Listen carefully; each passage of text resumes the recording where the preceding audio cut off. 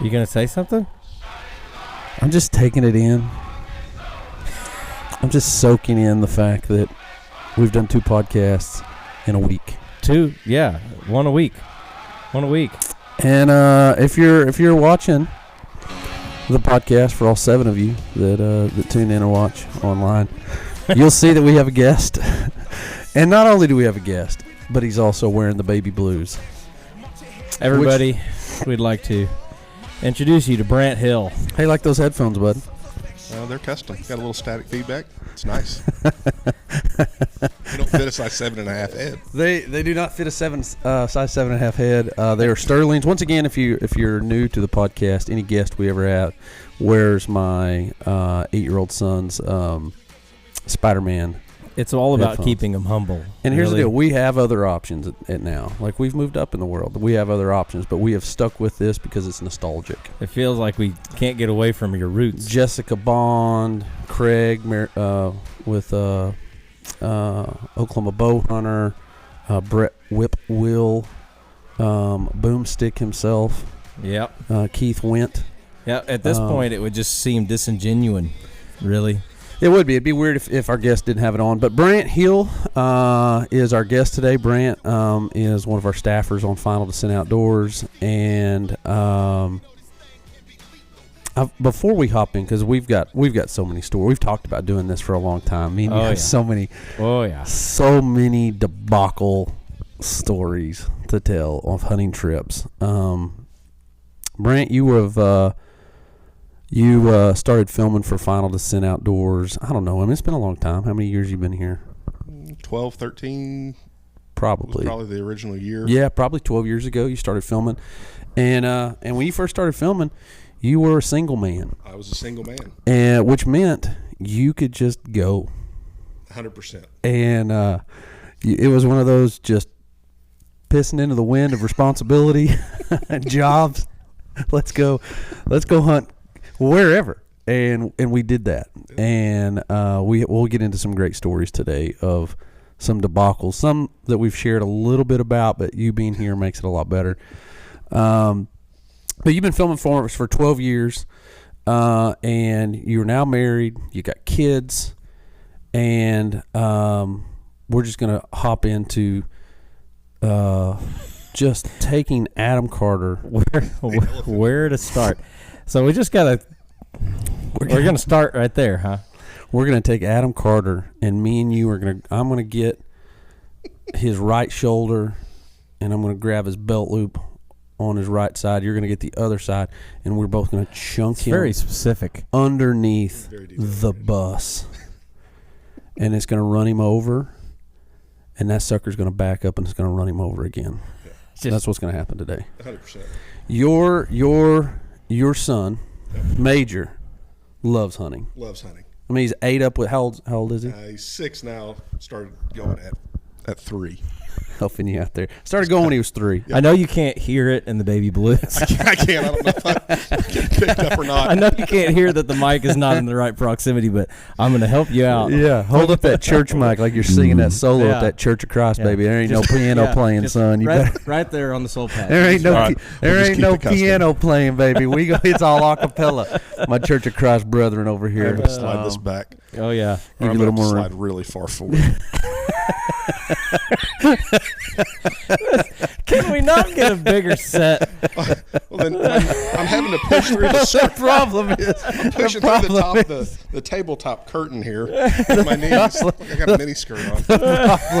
It's a tight mini skirt. We're just big dudes. And we're just cramped. Me and Brant, we played football at the University of Arkansas. Played football in college too. We were big dudes, and so we're in here like sardines a little bit. And it shouldn't be. This is a giant room. It's a giant room. It really does. This is a 12 foot wide room. But we are. Where are you leaving? You Sorry, I've got a bigger table I can donate to this cause. Oh gosh! All right. So we got to zoom the camera out now. We got Brant propped up properly. That just feels better. That just feels better now. I think we had to make an adjustment there. If this, I feel like we're packed into the back of a Nissan, into a Mazda Miata or something. You know what I mean? Do you We're have on any the under back the seat. curtain as I well? don't. Adam have and my- I do, and it feels like we're in the same sleeping bag. One of those two-man bags. It's just a little awkward. Remember that time me and you had to sleep in that camper in that bed together? Bringing back memories. Oh my gosh, we going hunt with an outfitter in Wyoming. It's my buddy Trey, who I will highly recommend. There's antelope hanging in here that I've killed with him. He's legit a great guy. AA Outfitters in Wyoming. But the camp was full. I mean, 100%. He was packed full with hunters, and we had to put me and you and Jeremy Rowland, and then what was the other guy that was with him? He's a nice guy, Rob. And Rob and Jeremy took bunk bed in the camper like twins, and the only thing was that I don't know how big that bed was. It was maybe a full size. Definitely not a queen. It was, me and Brant shared a full size bed, and we didn't have no heat For a week. We did it for a week, bro. A week? A week. It was so cold. It was so cold, bro. And that's the only way we survived is the fact that me and Brant were sleeping in there. And there's always a rule when a couple guys have to sleep in a bed together. Oh, yeah. It's pole to pole or hole to hole, but never pole to hole. And we stuck to that, and we made it through that week. Anyway, back to Major.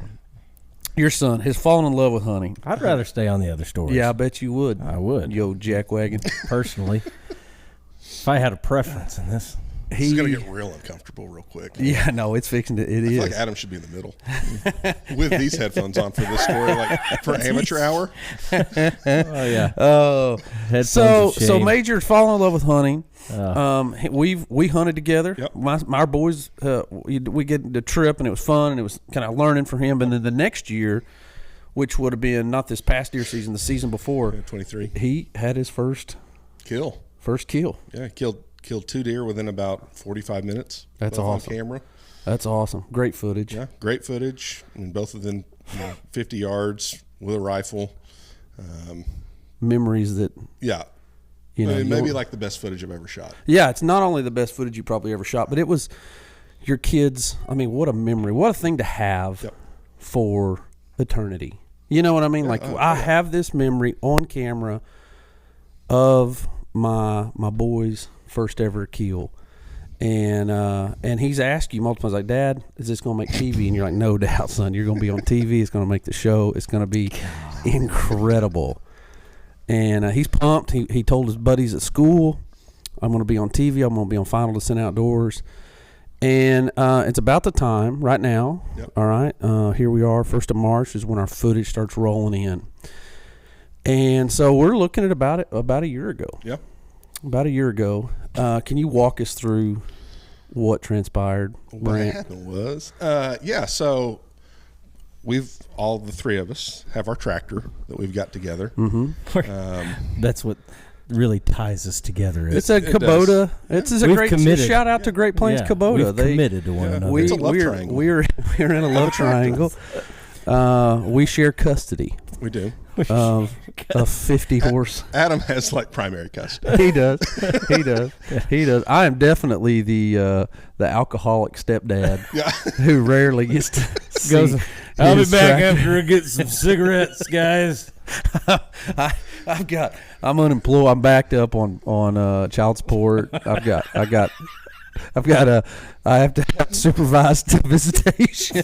One of y'all has to be there when I have the 50 horse Brad Kubota will tractor. move parts and components and That's not true. I do a shafts good and job. chains. Now the chain thing's not me. I didn't ever leave those. They were been taken. But I did have a PTO problem one time, and There was Still a don't have slight the part to PTO it. problem. yeah. Anyway, but go ahead. We got a tractor. So we that's share. kind of where it starts. Was the tractor? Major and Leslie were after me to do some raised beds, so I'd gone out to Adams, got the tractor, brought some dirt over, and built some raised beds in the back of my yard. Adam needed the tractor back to do dirt work or brush hogging. I don't remember Something. what it was. Some tractor duties. So I decide, hey, perfect time to give Adam the footage from the deer season. Who would make sense because he is the producer of the show. Yeah, I mean, tons of B-roll, great footage.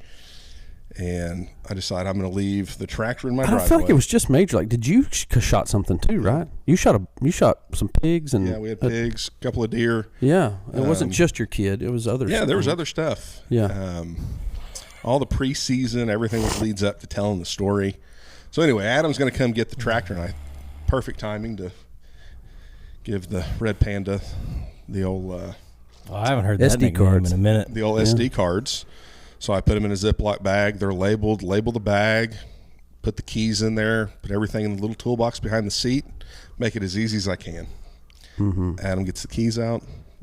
Looks at the SD cards. And what happens next, Adam? Like, you look in, you're like, okay. So first off, how is this tractor transported? Do we have a super nice enclosed trailer that we haul the tractor in? No, and it's like a little plastic, like a little toy set toolbox. On the back. It's not a it's about the only thing plastic on the old Kubota tractor. Everything else is really nice, but they do have just a kind of a small, flimsy, little. Keep a couple of wrenches in there. Yeah. Pair of pliers. So it's not hauled in an enclosed trailer. This is going on a trailer. It's going to be pulled behind a pickup down a turnpike. At 80. Jorge. Oh, Jorge. Jorge wouldn't pull him in 80, I tell you that much. Well, never know. Anyway, but Adam, you look in there. You see the key. What did you do with the key to the tractor? That was in that toolbox. I don't remember. We had to put it in the tractor. Yeah. Because you loaded it. Well, we loaded the tractor. Mm-hmm. But then. Did you put that key in your pocket? I don't remember. I'm going to bet you did, because if it wasn't, it would have the same fate as the friggin' SD cards, Adam. Go on, Adam. Go ahead. So I took we put it on there, we loaded it, and then somewhere along the way, they did not complete their trip. No. To Wellston. You looked at a Ziploc bag that had multiple SD cards in it. I did. And you thought, the safest place for this invaluable, irreplaceable youth first hunts these moments captured in time. Well, when you say it like that, it makes and you thought the best place for these. I open it up and look at them and realize I have a vehicle. Clearly, the problem is that the thought was the part that was left out in this process. The thought was the thing that should have been better executed on multiple levels. What? No doubt. I mean, no doubt, bro. It is unequivocally the dumbest thing that I have ever done in my entire life, without fail, without exemption, no contest, stupidest decision I have ever made. You opened that plastic flimsy toolbox and you looked at that bag of SD cards and you said, "That's probably fine. That's fine. Just close the lid. Put those little the little latches that are, it's plastic and it's got the little dot, and you have like what you use on like a to-go box." More or less on a to-go box. And you said, "That's perfect. This is where this should go. I'm going to just put it in here, and that is going to be perfect." You drive. You know what? Hindsight's 20/20. You drive 50 minutes home. Mm-hmm. When I want you to walk me through the moment you realized they're not here, because I don't think it was immediate, right? No, it was. Got the trailer off, parked it, went back the next day to get said SD cards out, and I thought they'll be fine. I mean, it's obviously a secure location. Yeah. But, if you remember correctly, that night we did have a storm blow through with about 80-mile-an-hour winds. Yeah, there's multiple things, because I remember the first thing that happened is when the SD cards were not there. The first realization was I called Brant and I was like, "We've got a problem. I don't know where the SD cards are." And he's like, "Uh-huh."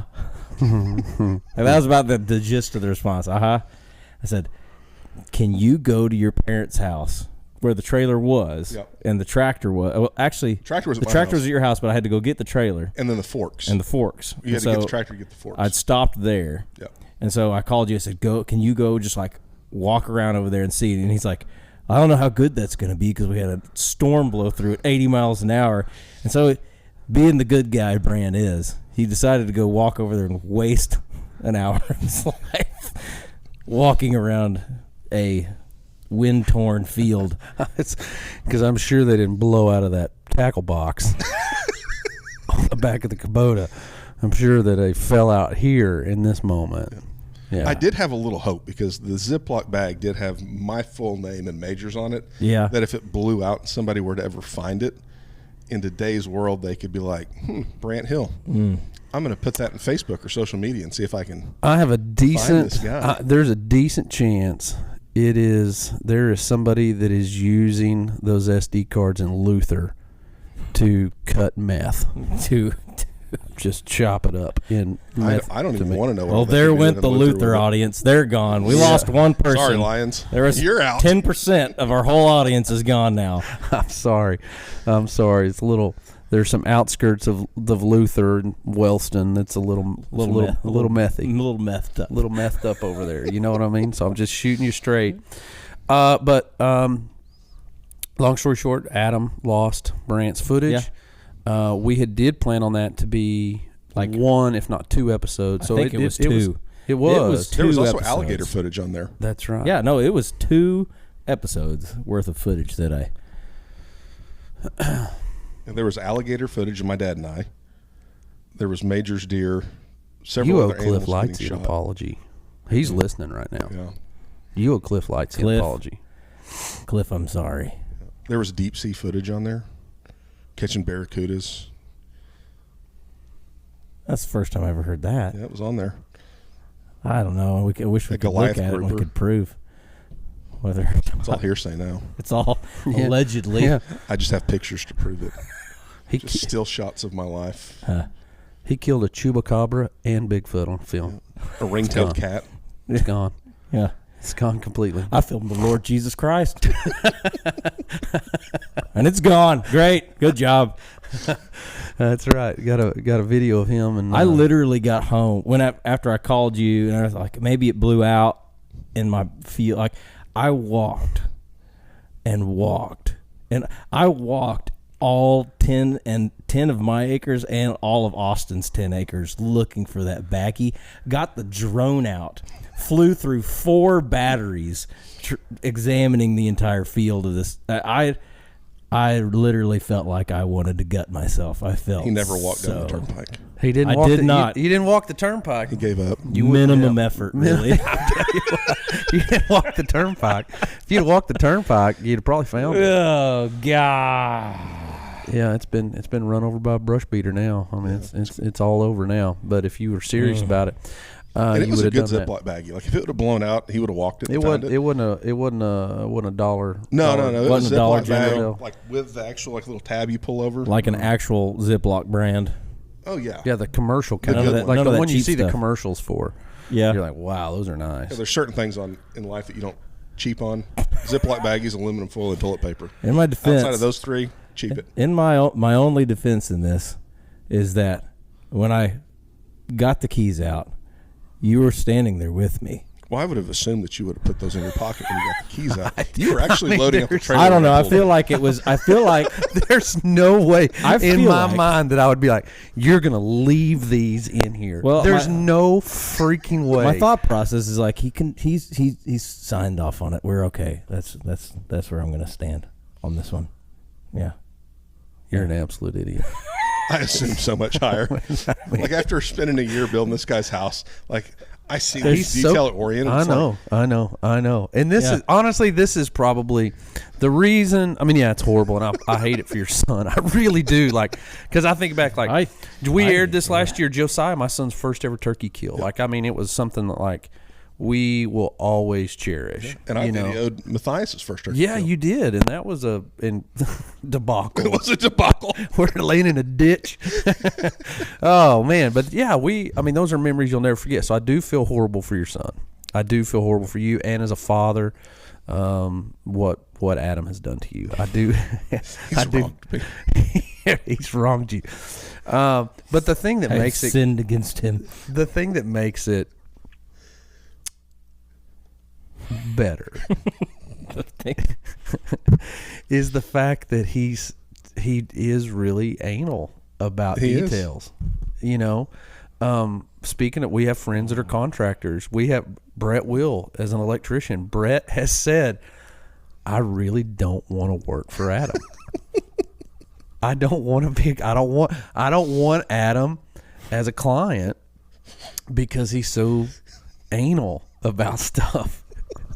And he's hard to deal with. He's like, Adam's a little bit difficult to deal with because he's set in his ways about stuff, and he's right up in your business about everything. And so what makes this great is because, like he said, this is probably the dumbest thing he's ever done. There's nothing that holds a candle to it. And at least he's honest about it. Yeah. And so it's just so out of pocket for him. It's so out of character. I would have thought that he would have had like some form of a hard case that he would have put him in immediately, like labeled, detailed, Post-it notes. That's a lot of the Adam. But he took a day off on that glorious day. He checked out, bro. That Adam did not show up to work. That guy did not give two cares about anything that day. He just was so self-centered, focused on his visitation with his child, the tractor, and having that opportunity that he didn't care about your child. That's all he cared about. So I had the tractor for like a week, maybe. So he was getting it back. So I mean, yeah, I think I've used it 4 times. You've maybe used it twice. Yeah, 3 times. I think I've had it 3 times. Mm-hmm. And so I mean, his brother has used it more times. It barely knows our name. we're a faint memory. I know, man. Exactly, 100%. So anyway, your footage this year, what are you going to do with it? Well, I actually brought it with me because it's sitting right over there. Decided that I would not ever send my footage with Adam again. So I'm going to put this one on Brad. Yeah, and if he loses buddy, it's going on Dropbox today, and I brought so it'll be available for everybody. You know, with all my airdrop everything over. Yeah, we're set, bud. I still got some of my footage from the previous season of Majors. I mean, we might be able to squeeze in some of that with a 4-year-old. We'll tell that story again in an episode. About how our producer lost. We should maybe interview Major on it. Oh, that'd be great. And he's just in the arms of an angel. Because I mean, he doesn't hold back. He'll tell you exactly how he feels. Oh, I bet he will. Oh, it's so good, so good. So Brant, you so tell me about building Adam's house. How was that? It was good. Was it good? Yeah. Would you join Brett in his? No, I'd work for Adam again. You would? Yeah. I think the only issue that we had was it was roof leaks. The roof leaks, but we'll get there. It's a window.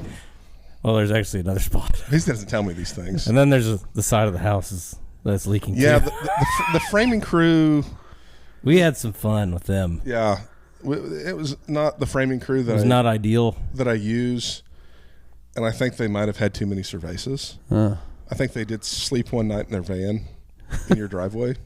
They did do that one night. Oh my gosh! Yeah. They didn't feel like driving from wherever they were home based back to Wilson. They just slept in the van. Yeah. Well, and they probably would feel like they'd get lost because if you drop a pin on Adam's house, it takes you somewhere different. Well, that is true. Yeah, that's true. And we did have a dumpster get lost for like 2 months that we thought was there, and then no one knows where. I don't know if they ever. Think they ever got it. I don't think they ever delivered it somewhere else. Yeah, they delivered a dumpster, and no one knows where it went. and the dumpster driver couldn't remember where he took it. But it was not to Adam's house. Been eaten by phallus. It's phallus absorbed into the phallus hole. He couldn't even give like a reference of where he went from town. It's hard to find quality people to work for you. Well, it wasn't one of my guys. Well, I know it wasn't, but I mean, it's just hard. Yeah. But for them, it's hard to find quality people to work for you. Yeah. Anyway, as we've proven this point with Adam, working with us on Final Descent. So maybe some of these issues are payback for losing my footage. It could be. Huh? All of this stuff, they can't even use that as an excuse. It did happen afterwards. It did happen after. So it's. But I will say, Adam did hire some shady window guys, and we've chased some leaks that are definitely window leaks. Okay. Well, the people that put the windows in were the guys that you hired. No, I didn't hire them. Yeah, they were the framers. No, you had a window company come out and put your doors and windows in. No, CBS delivered the windows out, but then the framers installed them. I can tell you what, I got the windows delivered. I'm positive. The windows were delivered. He tried to save $200 last time on a. That was last podcast. Yeah, we talked about that last podcast. Tried to save $200, and had broke half of them jokers. Broke half of them driving them in his pickup. I think where the framing went crazy was when we realized that the design didn't meet the rafters that Adam. Yeah, there were all kinds of things. Yeah, there's all kinds of things. Oh, I remember. Yeah, I had the trusses made. Yeah, remember you had all those extra ones, and you're trying to have them to sell. You had them on Marketplace. I sold them. None of them I know you did. Yeah, I sold them. I know you did. I sold them to a guy. I know you found somebody to buy them. Yeah. Anyway, so moving on from the debacle of you, Adam. Why is he even alive, really? Me and Brant. Why Adam's on FDO and not in Hollywood. Mm-hmm. That's true. That's probably true. I'll just rescind all those resumes now. Might as well give up on that one. Definitely so, buddy. If they haven't called you yet, they're probably not going to get that phone call. So Brant, you started filming for us, but we met, I think, through social media. Probably 18 years ago. Something like that. You were selling bad boy buggies. Yeah, it would have been like 2007, 8 time frame. Okay. Probably 2008. I don't know. I can't do the math on that, but it was a long time ago. Yeah. Right. And we became friends on Facebook and somehow started messaging one another. We were doing Final Descent, and me and Landon Wood came up and did a goose hunt with you. And we got one pass, and we wore them out. Yep. And it was up here somewhere. Yeah. Like 5 miles from here. Yeah, it wasn't very far from here. The wind was wrong. We had to set up in a weird place. It was in a fence line with some trees hanging, but we made it work. We in a canola field. Yeah, it was fun. And we became friends, and I ended up asking you, say, hey, do you want to film for us? And you came on board, and we started going. So I think our first trip that we did together. We hunted at raiding and doing stuff like that out on the ranch, but was it going to Wyoming? We did that before we did Kentucky, Nebraska. Yeah, that was all the same year. It was all the same year. Yeah, I mean, we were gone like 4 weeks in a row. Man, we went that year. I went hard because we went to Wyoming. We both went to Texas separate. Yep.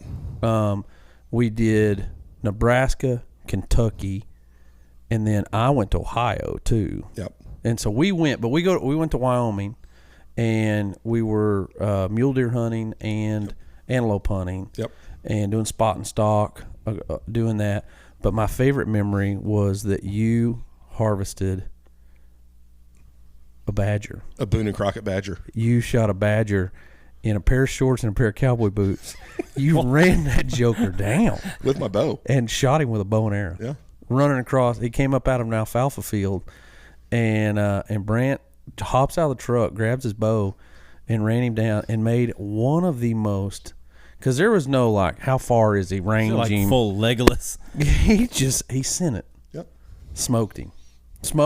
So there's a picture out there of you with a badger in a pair of cowboy boots and a pair of jean shorts. With green tights. Thermal underwear.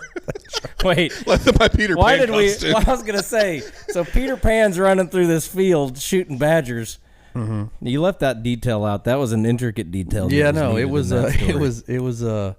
Ever since that picture, my dad has referred to me at Peter Pan. And if you recall my wedding, when Dad gave his speech as my best man. I almost blocked your wedding out. Not because it was – we got to talk about that, too.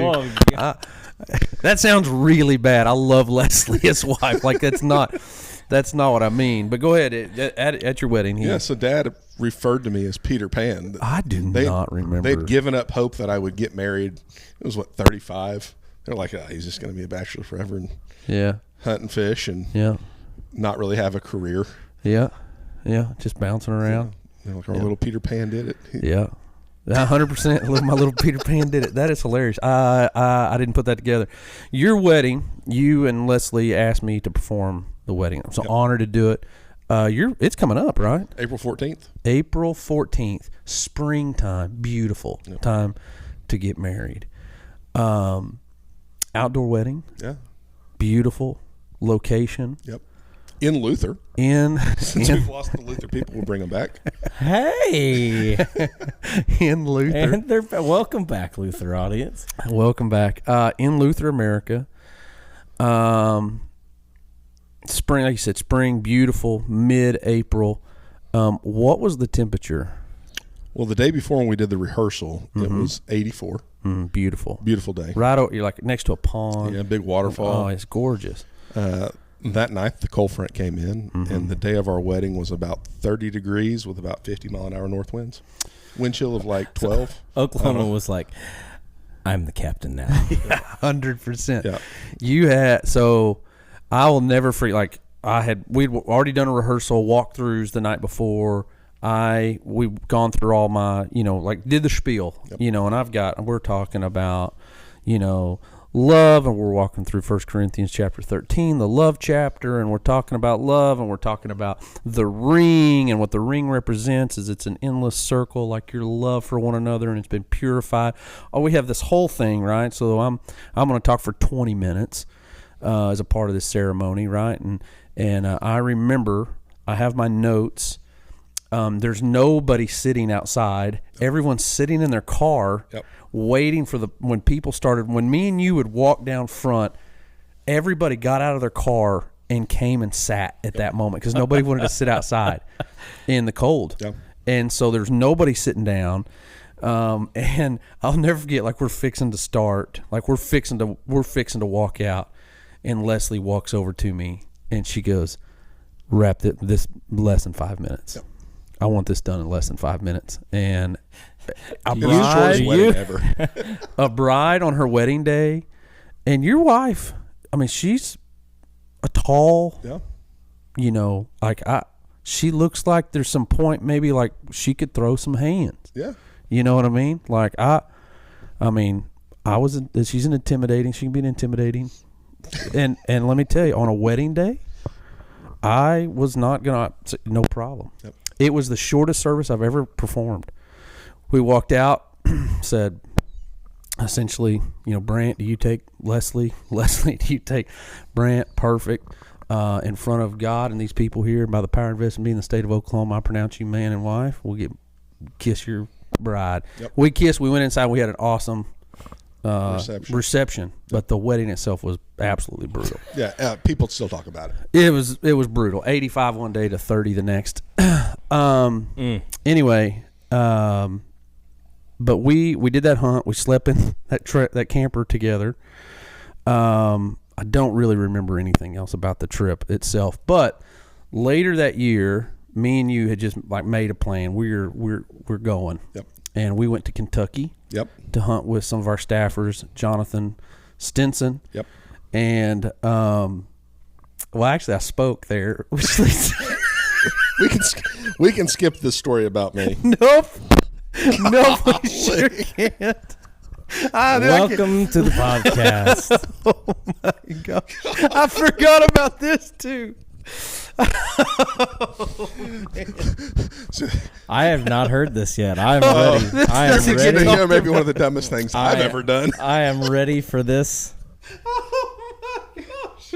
I forgot about this until right now. Do continue. Just being in this group, it's all coming back to me. So continue, please. We are hunting in Kentucky, in Mayfield, Kentucky, and it's where Jonathan Stinson and Brandon Riley, two of the staffers that film for the show, live in far western Kentucky. And I'm speaking at their church's wild game dinner. Where Jonathan's brother is the preacher. And his dad was the preacher. Was the preacher for 40 years. He's retired. He's four. Like, okay, I didn't know years. if it was like this was the incidents that caused him to no longer be. No. So this might have been the incidents that would have kicked me off staff. So there's it's massive. There's probably 1,500 men there it's at huge. this event, and I get up, speak, do my thing, and then the next day we're gonna start hunting. And they're cleaning the church. I mean, like, they have a full cleaning crew afterwards. And let me tell you, that was it's one of the most efficient wild game dinners I've ever spoke at. It's great. You eat in their bus barn, which is huge. Which is really? big. And they have these serving lines, like 6 serving lines, and they have whole hogs on these trays. You come up, and I mean, they're a just pig. carving? Yeah, and Yeah. I remember being in line. One guy goes, "Cut me off at a ear right there," and I'm like, you pretty Kentucky, you know what I mean? I'll pass on the other ear, you know. Yeah. But they carve it up, and when they get one, completely cleaned up, they wheel it out. Here comes another one. Like they're wheeling another pig, and they just start slicing off of it. Yeah. So it's really quick. You eat in the barn, and then you go sit down in the sanctuary, and they got it all decorated up. I mean, it's really, really cool. Anyway, so afterwards they're cleaning up. I'm trying to even how do we word this that we don't get in trouble. But you should probably just go for it. Somehow we get talking about bird dogs. Yep. Because we were talking about quail. And being in western Oklahoma on our family's ranch, we still have quail. And the former pastor, who's really a patriarch of the community. Whose house we were staying at. Oh yeah. We were also sleeping in his house. They get talking about bird dogs, and somehow Brant and him are in conversation, and I'm just literally got off the stage of presenting the gospel. Okay. There's people who've got saved, and there's counseling going on and around. So this is all happening In the auditorium of the church. in the auditorium of the church. The Holy Spirit is thick right The now. Holy Spirit is thick, and somehow Brant, we can't say what he said exactly, but he basically said, "I used to have a dog, a bird dog, Rowdy. It's Rowdy." And he said his 2 favorite things to do were fight and something else. If he can't fight it, he'll breed it. If he can't fight it, he'll breed it. That's the PG version. If he won't fight it, he'll breed it. In the church. Into this pastor. And when you just are like, there's no way. There ain't no way you said that. There ain't no way you said that out loud, bro.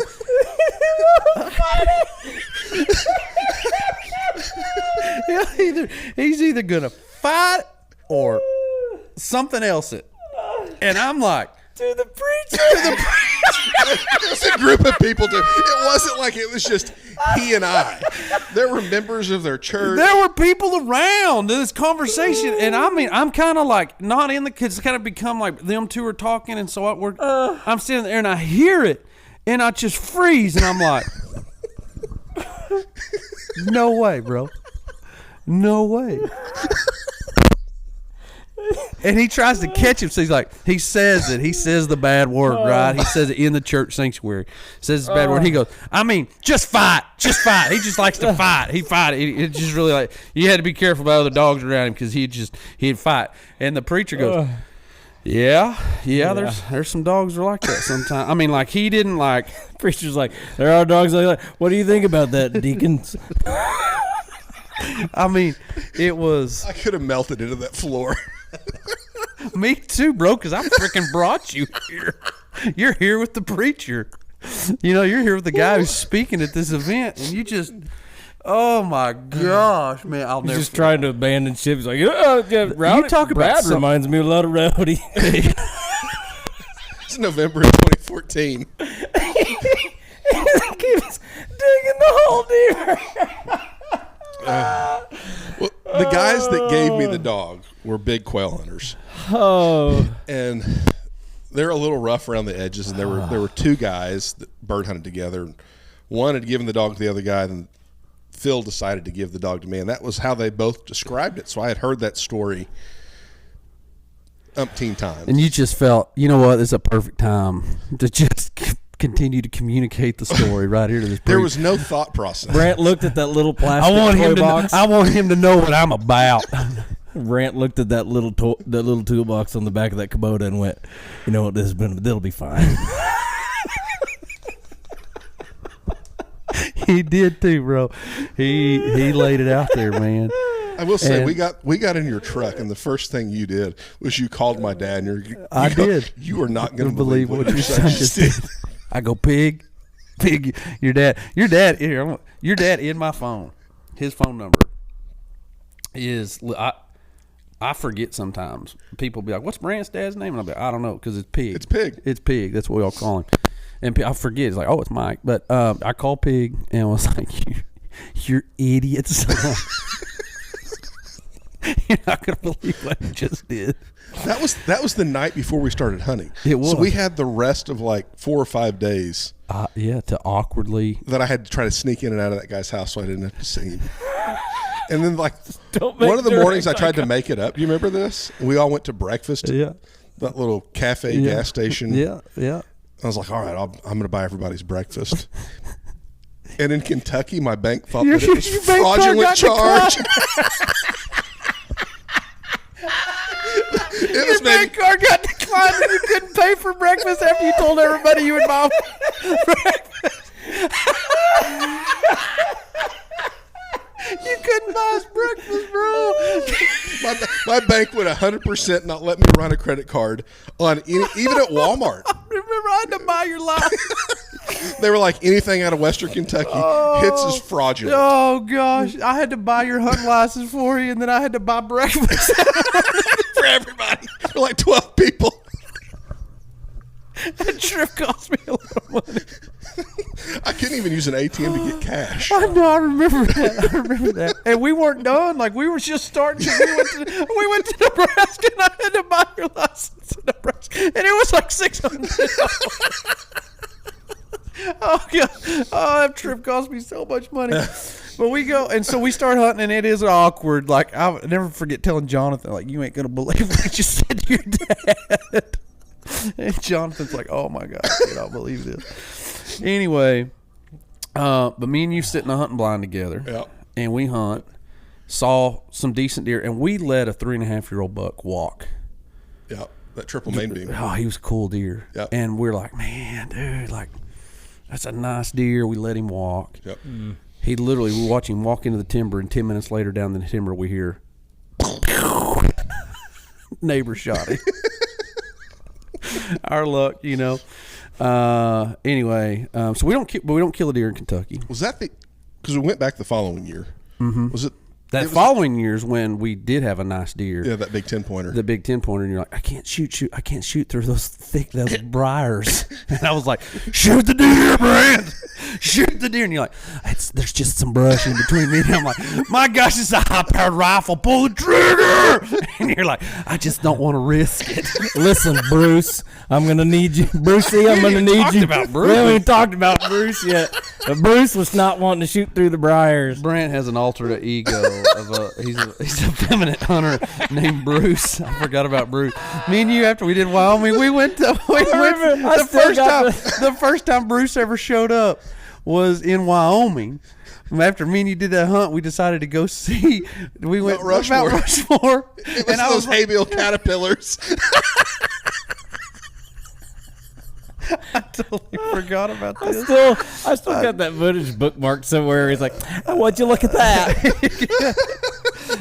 He goes, we're here at Mount Rushmore. He goes, folks, this is as close as you can get to without getting your eyes wet.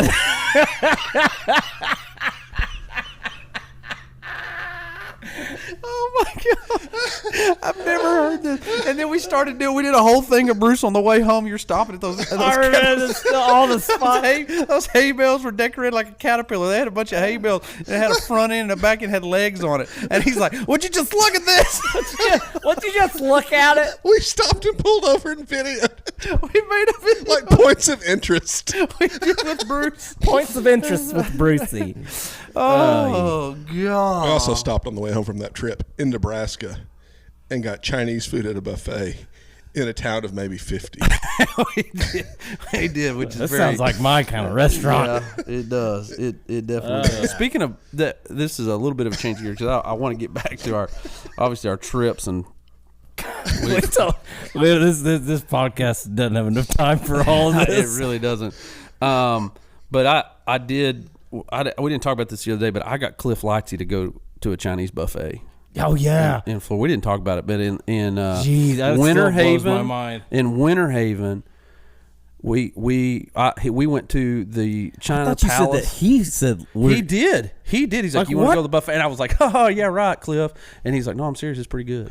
And we went and we had a meal there at a buffet. So Cliff, you've met Cliff, obviously. I've hunted with him. Cliff he traps raccoons, coyotes, possums, skunks, pigs, and sells them to a Vietnamese man named Andy. Andy. Oh, you got big sow. You got big sow for me. I'll come get sow. So he comes and gets them, and we believe he runs a operation where they clean and take the meat, and then that meat is distributed to Chinese buffet restaurants around the United States. Yep. So anyway, so now every time we go to a restaurant, we're like, little coon. And I feel like this is a good conversation to have in 2025 because in 2024 this probably wouldn't have been appropriate. Probably, you're probably right. It's a little different office. Yeah, things are a little bit different, a little bit now. Like you'd have gotten canceled. Probably would. Probably still will. I think we are canceled right now. I'm not sure, really. Yeah, well, we probably should be. Anyway, but we hunt Kentucky and we're seeing deer, and we were like, oh man, it's hard to leave, but we've got an outfitter we're hunting with in Nebraska, and he has sent pictures to us. He's got like 9 bucks over 160 on camera, some nice deer. We're hunting just outside of Yankton, South Dakota, and we drive up there, and it is brutal cold. We left in a blizzard, drove through a blizzard from Kentucky, get to northeast Nebraska. We came home, spent the night, and did laundry. That's right, we did. We drove home, turned around, and then we drove back to... Yep. That's right. Really? And we did. And we couldn't make it in one straight shot. We made it home in one, but we couldn't make it there in one because of the weather. And we stopped in Colcord or Concord, Kansas. Okay. And spent the night. We ran into 2 guys I knew that were up there pheasant hunting. Okay, I do remember that. Anyway, so we drive up there, and we meet up with our guide, Wade. And Wade drives a snow-wrapped Chevy Avalanche. Real tree snow, camo. First sign that it was going to be bad was it's a guy named Wade. Yeah. Second, snow camo Avalanche. Guys, I don't even know where to start. First morning, you got 13 minutes. Buddy, this might have to go into a second. Listen, there's no set time. There's no set time. We've done over an hour before. The first morning, we're staying at a guy's house. What was that guy's name? His cabin? I just messaged him the other day. I talked to him on Facebook the other day. It'll come to you. Yeah. Super nice place. We're staying at a cabin with this guy owns. It's super nice. First morning we get up and we go, and he's like, man, it's like, it was cold, like -9. Yeah. Snow. He's like, what do you guys think about just sitting in the truck and watching today? Yep. And we're like, hey, not a problem. Let's just, if we see something, we can make a move on it. Rifle hunting. Yep. So we're sitting in the old Chevy Avalanche, and nobody can see you. One of the first things we notice is that the longest pause Wade takes in between speaking, and we ended up counting. Yep. What was you remember what it was? It was like 9 seconds. Yeah. The longest we ever spent with him in his presence that he was not speaking was 9 seconds. And that was just so he could take a deep breath. Yeah. Because he was a big guy. He was a big guy. Well, he was a big guy. Great taxidermist. If you like your deer to look mean. They all look like they got a chip on their shoulder. He's the guy that put like fangs in there. Yeah. You're like, he looks real mean. Yeah. Got coyote teeth in that mouth. And so, anyway, we sit that first morning, and a pickup drives in and drives around us and like keeps going. Yeah, and they're all in orange. Cornfield. Yeah, and they're like all in orange. And I'm like, hey, what's that? And he's like, I don't know, man. I don't, there must be some property they have to access this way to get over there. We're like, oh, okay. Well, long story short, we find out that where we're hunting is public land. Public land. We're being guided on public land. Yeah, we thought the yellow signs were no trespassing, but they were WPA. Nebraska walk-in hunting. Yep. And we're not even walking in. We're driving in. We're being driven in. Remember we had that pop-up blind that you sit, it has the chairs, and the deal flips over you, and he walked us out there and set us down. He was like, all right, see you boys later. I'm pretty sure in Nebraska to film on public land, like you have to go through the government and get permission. Well, you know what's nice, buddy? We saw nothing to film.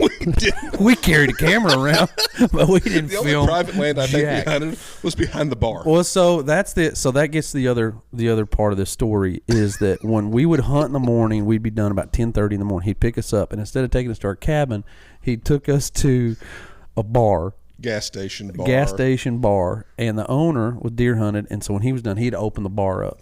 And so 10 a.m., bar's open, we show up.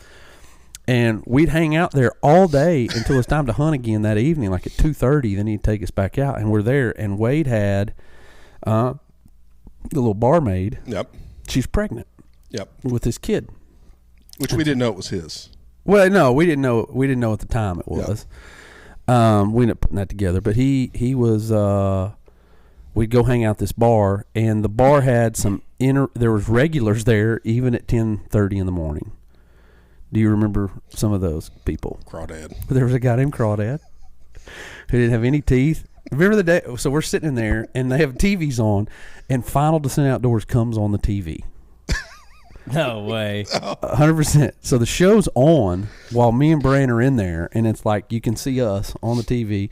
Crawdad's like enamored because we're famous. Yep. Right? In his eyes. And do you remember he every day he invited us to come back to his house, and what did he want to cook for lunch for us? Was it bologna sandwiches? No. Tomato soup and grilled cheese sandwiches. He said, hey, man, I'd be honored if you guys would come to my house. I'll make y'all some tomato soup and grilled cheese sandwiches. And we're like, man, we're good, bud. We're going to hang out right here. We're going to keep hanging out right here. And there was another guy, an old man. Oh, God. There was an old man who I've never heard anybody use the F word as a noun, a verb, and an adjective in the same sentence. Yep. This guy cussed like a sailor. He's in his 70s. Worse than me in a Baptist church. Yeah, worse than you in a Baptist church. Talking about bird dogs. Worse than you, right? Oh, Rowdy. Oh, Rowdy. I tell you what, when I talk about Rowdy. Rest in peace. Rest in peace, Rowdy. And also rest in peace, Crawdad. Yeah. Crawdad actually froze to death. Leaving the bar one night. A couple years ago. They found him dead in a bar ditch. They did. They found Crawdad dead in a bar ditch. He froze to death. That is a true story. Yep. It's an unfortunate true story, but it is a true story. Crawdad died walking home from that bar. Anyway. You remember their big claim to fame about that area was one of the girls back at the time MTV had the like teen mom show. Oh, yeah. And one of the girls was from that community. They had a lake house there, and they were like, "Oh, she's here all the time." That's to be proud of. MTV Teen Mom is from just outside of Yankton. Yep. I don't remember what name of that town is. We got to figure out what that name of that town was. But anyway, but that old guy somehow through watching the show, being on, and I guess people talking, I'll never forget. Me and you're sitting at a table, drinking a cup of coffee, chocolate milk. I don't remember what we're having. We're sitting there. And I'll never forget this. And that old man comes and sits down across from me, pulls up a chair, and he sits down and he goes, I hear you're like a priest or something. He thought it was confessional. And I said, no, I'm not a priest, but I'm a licensed and ordained minister. And he goes, I got something I need to get off my chest. And I will never forget Brant Hill sliding back from the table, gets up and leaves me. You got up and left, and you're like walking off, and I'm like, like tugging on your I'm shoulder. not a minister. I didn't want any part of this. You can't leave me. He gets up and leaves me. And this guy just dives in like it is. I am a Catholic priest, and we're in a confessional booth. This is how he opens it. He leads with it. He says, I can't even tell you how many convenience stores I've robbed.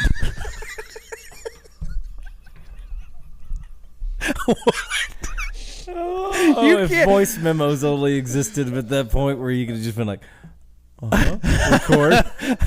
I can't even tell you how many convenience stores I've robbed. And he goes in to telling me through like the 60s and 70s, he's just an outlaw, and that's what he did. He robbed convenience stores and shot at a guy one time. It was a multi-hour conversation. Oh, it's just pouring out his like life to me of all these transgressions, and then being like, can you forgive me? Can you make sure the Lord, and I'm like, no, I can't. That's between you and God, but here's what you can do. And it kind of led to like a good, like spiritual conversation, with this guy. But that's how you open up, It was like, I can't even tell you how many convenience stores I've robbed.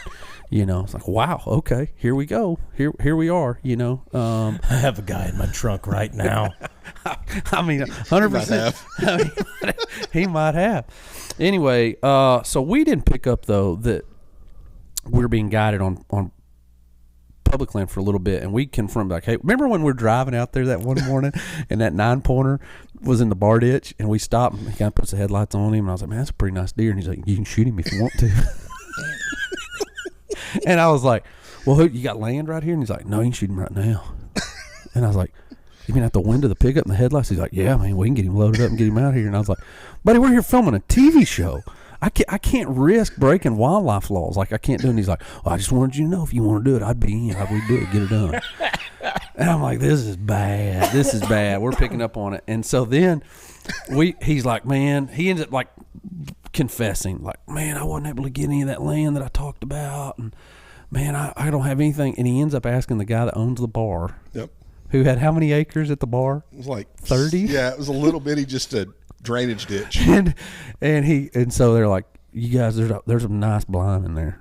There's a real nice shooting house that you guys could sit in. We've got more room between us right now than we have that blind. Let me tell you something. It was 3 foot wide. It's the size of a porta potty. It's the size of a porta potty. It was essentially a porta potty with windows. Yep. And they said, but there's one deer in here you can't shoot. There's a 9-pointer that I'm saving for my kids. And so me and Brant literally walked from the bar that afternoon and walked down the top of this hill, and there's a drainage ditch down below us. And literally the road is 35 yards behind us. We're just out of the on easement. the highway. I mean, just off the easement. And you can hear just cars like, zoom, zoom, like cars going by, right? And we climb in there, and I swear to you, this is what we look like. I think there's pictures of it somewhere. There probably is. I mean, we're on one another's lap. Like we were having, and I'm filming you, and this time I'm filming you. I'm filming Brant, and we get in there, and we see one deer, the 9-pointer. We should have shot it. We should have smoked him, buddy. We should have smoked that 9-pointer. He's a decent deer, and so we let him walk. And it was like, all right, we're like, this is a joke. We've wasted so much time. We've been gone from our families, and you've been gone for Rowdy for a long time. Ready to get back home and see Rowdy the bird dog. And so we confront him like, we're leaving. And we pack up our stuff, and he's like, man, I hate y'all are leaving. I'm sorry, all this, and he's apologizing, Wade, our guide. And we start heading down the road, and he had a lady named Margot that handled his booking for him, kind of handled the day-to-day. Did we meet her at his shop? We did. We did meet her. So we meet Margot, and I kind of noticed that they were kind of flirty. And there's a little chemistry there. We met them for dinner one night. Yeah. Then we did dinner there one night, right? Over there. And so she came and met us, and so we got to meet her. We leave, and I'm like, I'm going to call her. That bothers me. We wasted so much time. We paid, I paid $1,400 for 2 tags, buying your tag for you. And I'm put out by this, I've wasted my time. We could have been in Kentucky. We're like, we could still be in Kentucky, and we'd have killed a nice deer if we stayed in Kentucky. So we leave, and I call her on the phone, and I tell her, I was like, I'm really disappointed in you guys. You guys lied to us. about having all this land. She's like, what are you talking about? I was like, you told us you had 3,000 acres and had all this land, these trail camera pictures. And she's like, I gave him the money to lease 3,000 acres. Oh, boy. I gave him the money. And I said, I don't know what happened, but you guys don't have. I said, you guys on public land, and then 30 acres next to the bar is the only private ground you have. And she's like, are you telling me that my business partner is lying to me? And I'm like, I don't know what y'all's agreement is. I can tell you this. You do not have 3,000 acres in the state of Nebraska to hunt. You don't have it. And she's like, I gave him thousands of dollars to lease that and all this stuff. And I was like, that's between y'all. I don't know anything about it. So she starts crying on the phone. So she's like on the speaker on my phone, playing in the truck. Me and Brant driving down the road, heading back to Oklahoma from Nebraska. And I'll never forget, she says, the most awkward phone calls I've ever heard. Oh my gosh, bro. She says, I need you to be real honest with me. She goes, not only is Wade my business partner, but Wade is also my lover. My lover. This town. Did you happen to see Wade with any other women while you were with him? Because I have a feeling that Wade's not being faithful to me.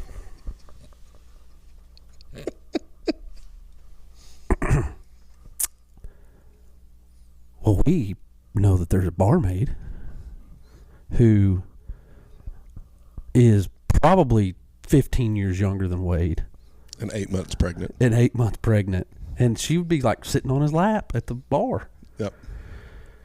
And so I'm a licensed and ordained minister. This woman has asked me to be honest with her. And I did what I think most of us would do in that situation. I lied. Right through his teeth. I lied to her. Not really taking up for Wade. I said, you know what? I'm not going to get in the middle of all that. But I said, that bar over there off the river that he goes over and hangs out? I said, you just ought to go show up over there about noon one day. And she's just breaks. She's like, blah, like bawling on the phone. And now I'm like consoling her. I'm like, I'm really sorry, Marco. I hate this for you. This is a bad deal. And, but we got to leave. We got to get out of here. I can't recommend somebody to come hunt with your outfitting business after what we've experienced. We got to leave. And so that was our Kentucky, Nebraska trip. It's an interesting couple of weeks. It was an interesting couple of weeks. Oh my gosh. It was. And that was, was that, Adam, I don't remember where you were at in the middle of all that, but have you never heard that story? I've heard that story. It's one of my favorite stories. I had not heard about Rowdy. Oh, gosh. I had not heard about Rowdy. So thank you for that one. I tried to put that one in the back of my mind. But I'd forgot about it, too. That was one of them that I'd locked up. And when we started going there and started bringing back memory lane, it came back to me. And I'm like, well, we got to talk about it. Yeah. That I was not around at that point. Or if I was just... You were just, I think you were part-time. Yeah, I was part-time or I was editing or something. You were living in northwest Oklahoma City. That was when I was in Bluff Creek? Yep. Yeah, so that would have been like... Yeah, you're still right at the beginning of when I started working with Finals. Yeah, that was like 14. season 5, season 4, season 5, something about in there. Yeah. That was a long time ago. That was a long time ago. I can't think of any other great stories, Brant, that we've just stumbled ourselves into. I mean, there's been a lot, but that one, those two right there are hard to top. Yeah, they We've really are. had just horrible luck hunting together. Have we ever killed a deer together? We never have killed a deer together. But if I go without you, I have really good luck. Same. When you're not there, I have pretty good luck, We probably should change that. We need to probably put a little bit more effort into just like breaking it. Like last time we hunted together was when we took Major and JoJo. Yeah, that's 3 years ago now. Yeah, we probably should try to do that this fall and do a better job of that. Anyway, totally redeemed yourself. Totally redeemed myself. Anyway, I have zero idea how to add any spiritual application to this podcast. Don't go to Yankton, South Dakota and hunt with a guy named Wade. Don't cuss in front of preachers. That's a good one. Don't cuss in front of. The tongue, although small among the members, can spark a mighty blaze, steer a whole ship, or ruin your reputation in front of a pastor.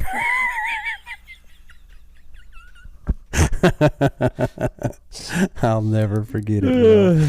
I'll never forget it because he handled it really well. He did. He handled it really, really well. Oh, my God. That Freudian slip of yours about old Rowdy. I couldn't even back my way out of that one. You I tried. There's nowhere to go, buddy. I just made it even worse, too. Oh, God, that was so bad. It was wonderful. It really was. That was incredible. I will say, how about this? How about this for a spiritual application? It's not funny, bro.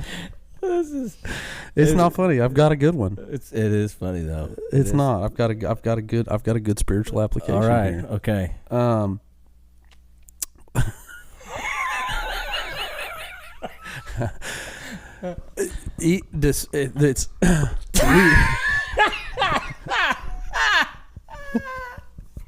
You have to dig really deep for this. I'm just trying to like get serious about it, and I can't with Adam. Being able to see through people's like crazy. I think I like Wade debacle, Margot debacle. That guy who used the F word like every other word at the bar, even despite major shortcomings of those people, like I saw in those moments, like especially looking back at it now, I can see spiritual needs in every one of those people. Like that led to him coming over and being like, I got some things I need to get off my chest. Like he felt the weight of guilt. Like he did. He felt it. Like he knew, like, man, I've done all these things and I've never really ever told anybody this. We were definitely with the sinners. We were, bro. We were rolling with the sinners, And I think back on that, and it's as a debacle as that was, and man, it was too, buddy. It was a debacle. The fact that there were there were moments where God put in front of us, even in the midst of that, opportunities to minister to people, and that definitely happened. Like to that guy, to Crawdad, to all those, because number one, we were open about who we were open about our faith, we were open about those things, and that doesn't mean we're perfect, right? Obviously that's the case. Brant cussed in front of a preacher. He's not perfect.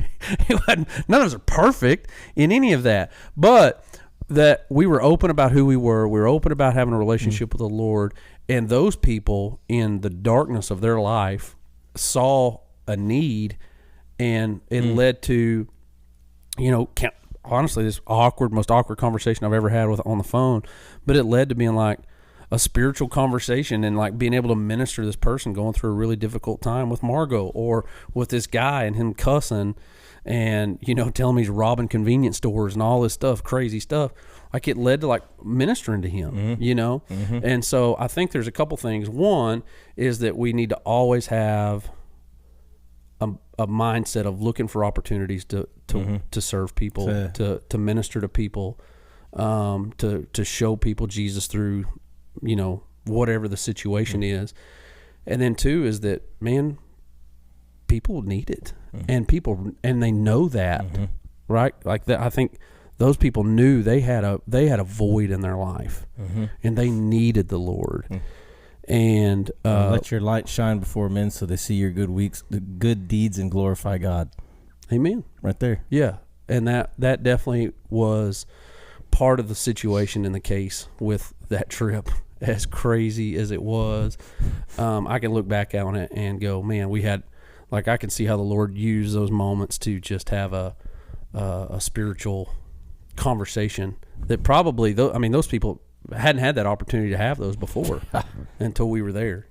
That wasn't something. Bar. What's that? In a bar. In a bar. In Nebraska. In Nebraska, just outside Yankton, South Dakota, right off the river. Reservoir. At the Lewis and Clark Reservoir. Anyway, folks, we hope you've enjoyed today's podcast. We really hope you did. If you didn't laugh on this one, then you need some help. Yeah, we've been talking about doing this podcast with Brant for a long time. Brant, thanks for taking time out of your busy day. Brant, obviously, like we said, films for us. He's a dad. He's a husband. Also operates Bison Construction Solutions. And basically, he GC'd his house. He does all kinds of stuff. So anyway, you want to give a shout-out to your business for the 7 people that are telling what you do? Yeah, we're a full-line general contractor, commercial roofing, design build, sports complexes. Whatever it is. Yeah, you name it. Whatever you name it, they can do it. So anyway, appreciate Brant being on.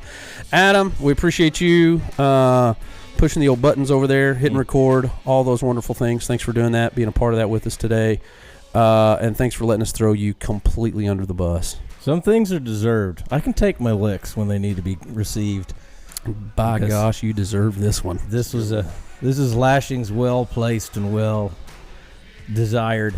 It's like a self-infliction thing, really. It's really you needed this today. I needed this for me. I needed to just. The year before, you all were like, "Man, this is the best footage you've ever produced." It was really good. Last year was really good. The stuff lost. This year, I gave Adam. He's got some work to do because it's not as good. I sat on the ground for 30 minutes to kill my biggest deer to date, and my camera never moved. Have fun with that one, Adam. Perfect. All right, guys. Thanks for tuning in and watching Final Descent Outdoors podcast, listening, watching on YouTube. Make sure you subscribe to our podcast and find us on the social medias. Give us a follow there as well. That's all I got. Bring the logo up. There you go, Brant. Right over his face. Can Brucey tell them goodbye? Bye-bye, boys and girls. Oh, my gosh.